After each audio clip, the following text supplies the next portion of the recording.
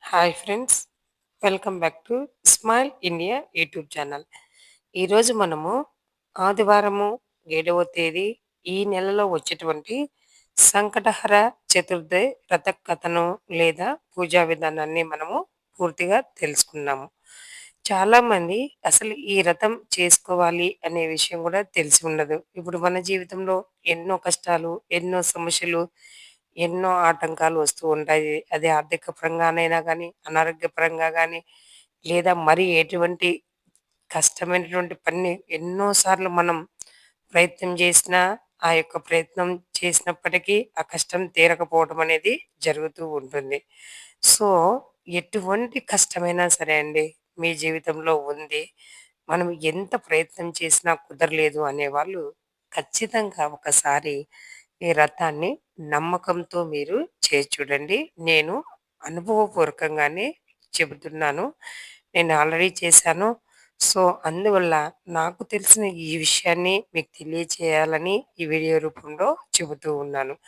మరి ఈ నెల ఆదివారం 7వ తేదీ ఖచ్చితంగా మీరు ఈ యొక్క పూజను ఆచరించవచ్చు. మరి ఈ పూజ చేయాలంటే మనం ఏం చేయాలి అనే దాని గురించి తెలుసుకుందాం. ఆ రోజు 7వ తారీఖు ఆదివారం ఉదయాన్నే లేచి, స్నానం చేసి, కసులు దూసి, ఇల్లంతా నీట్‌గా శుభ్రం చేసుకొని, పూజను పూజకు ఏర్పాటు చేసుకోవాలి. మీరు పటాలు ముందుగానే తెచ్చుంటే గణపతిని క్లీన్ చేసుకోండి. తుడవకపోతే గణపతి పటాలతో పాటి మిగతా పటాలన్నీ కూడా తుడిచి పూజకు కూర్చోండి. పూజలో ఫస్ట్ మనము చిన్నది గణపతిని తయారు చేసుకోవాలి. అలా కొంచెం పసుపు, కొంచెం నీళ్లు కలిపి చిన్న గణపతి ప్రతిమను మనము చేసుకోవాలి. మనం ఆ గణపతికి అరటి పండ్లు గానీ, లేకుంటే బెల్లం గానీ, పాయసం గానీ నైవేద్యంగా పెట్టాలి.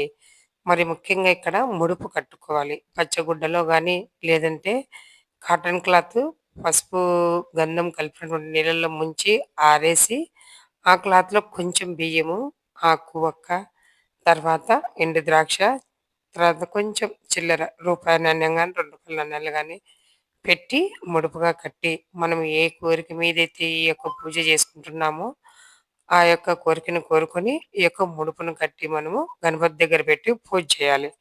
ఓం గణేశాయ నమః అని 11 సార్లు గాని, 21 సార్లు గాని జపించి, మీ యొక్క మనసులో కోరికను చెప్పుకోండి. అదేవిధంగా మళ్ళీ వ్రతకథను మనము చదువుకోవాలి. సాయంత్రము మళ్ళా స్నానం చేయాలి. స్నానం చేసి మళ్ళీ పూజ చేయాలి. పూజ చేసిన తర్వాత మనము నక్షత్ర దర్శనం చేసుకున్నాకనే మనము ఈ యొక్క ఉపవాసం అనేది ని ఉపవాసము విరమించవచ్చు. మనం యాక్చువల్‌గా సారీ అండి. ఈ యొక్క వృత్తిలో ముఖ్యమైనది ఉపవాసం అనేది చాలా ముఖ్యమనమాట. ఉపవాసం కంపల్సరీ ఉండాలి. పొద్దున ఉన్న ఉపవాసము చివరిగా సాయంత్రం పూజ అయిన తర్వాత, నక్షత్ర దర్శనం తర్వాతే మనం ఈ యొక్క ఉపవాసాన్ని విరమించుకోవచ్చు. మరి ఈ చేసుకోవాలి. మరి ముఖ్యంగా పొద్దున ముడుపు కట్టినాం గదా! అవి ఏం చేయాలని మీకు ఆలోచన ఉంటుంది. ఏదైతే బియ్యం ముడుపు కట్టినామో అది సాయంత్రం పూజకు మనము నైవేద్యంగా దేవునికి పెట్టి, మన కుటుంబ వ్యక్తులందరూ స్వీకరించవచ్చు. మరి అదే కాకోకుండా ముఖ్యంగా ఈ యొక్క సంకటహర చతుర్దశి వల్ల ప్రయోజనాలు ఏంటంటే, ఆల్రెడీ ముందే చెప్పుకున్నాం మనం. ఏదన్నా ఆదాయం తక్కువగా ఉన్నా, అలాంటి వారికి ఆదాయం బాగా పెరుగుతుంది. ఇంట్లో ఏదైనా కష్టాలుండి, సంతోషం లేకపోయినా గూడా, అలాంటి వాళ్ళ కష్టాలు పూర్తిగా తొలగిపోయి, సంతోషము, శ్రేయస్సు అనేది కలుగుతుంది.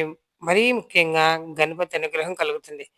మనకందరికీ గణపతి అనుగ్రహం ఎందుకు కలగాలి? ఏ కష్టమైనా వస్తే ఆ కష్టం రాకుండా చూసేది మొదటి దేవుడు ఆయనే కాబట్టి ఆయన యొక్క అనుగ్రహం అందరికీ కలుగుతుంది. ఎటువంటి కష్టమైనా, సమస్యలైనా పూర్తిగా తొలగిపోతాయి. మరి ఇప్పుడు రథకథను తెలుసుకుందాం. సంకటహర చరిత్ర రథకథ ఏంటి? ఒక ఊరిలో ఒక బ్రహ్మచారి ఉండేవాడు. అతడు గణపతిని పూజిస్తూ సంకటహర చతుర్దశి వ్రతం చేసేవాడు. ఒకసారి అతడు వ్రతం చేస్తుండగా ఒక పాము వచ్చి అతని పూజా పుష్పాలను పాడు చేసింది. బ్రహ్మచారి కోపించి పామును తన పూజా ద్రవ్యంతో కొట్టాడు. పాము చనిపోయింది. పాము భార్యలు వచ్చి పామును చూసి బాధపడ్డారు.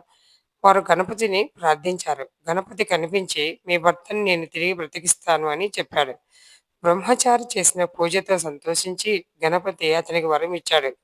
నువ్వు చేసిన వ్రతం ఫలితంగా నీకు ఐశ్వర్యము, సుఖము కలుగుతాయి అని చెప్పాడు.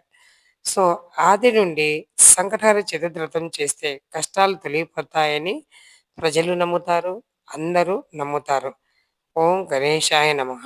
మీరు గనక ఈ ఛానల్ ఫస్ట్ టైమ్ చూస్తూ ఉంటే సబ్స్క్రైబ్ చేసుకోండి.